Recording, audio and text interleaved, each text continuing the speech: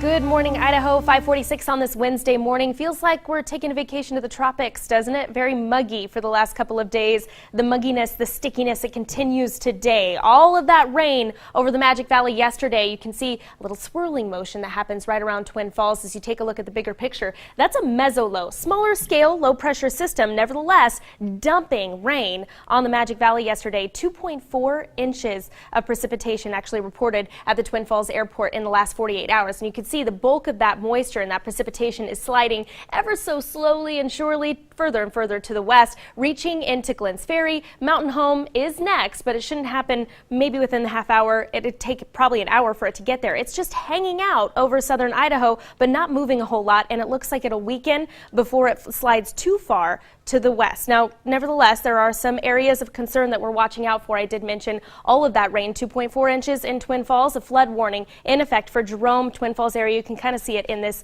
lighter green here. That's small creeks and streams that are rising rapidly, poor drainage areas. There's even some power outages reported there along Blue Lakes Boulevard, so something to keep in mind. 1,300 people affected with that. We'll get an update probably around 6 o'clock, and I'll keep you posted on that. And then for the rest of this green area here, flash flood watch still in effect for the potential for those thunderstorms to develop later on today. We could see some very heavy rainfall along with those thunderstorms. Now again, here's where the rain is, but as it slides further to the west, it'll actually fire up some of those thunderstorms with the heat as we get into this afternoon.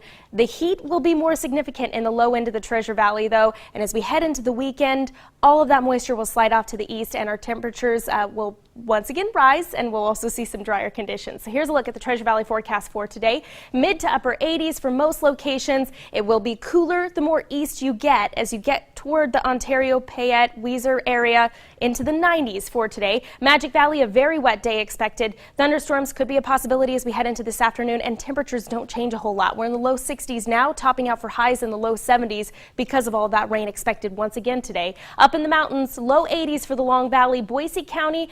That's where we really focus that concern for thunderstorms, flash flooding tonight in the Boise Mountains with those thunderstorms that could develop. Not so much in the west central mountains. East central mountains right in those low 70s, 69 for Sun Valley. Here's a look at my on your side extended forecast. While we don't expect showers or thunderstorms tomorrow, it could still be a bit muggy. Still a slight chance of storms as we start the weekend, and then that heat and sunshine is back as we head into the beginning of next week.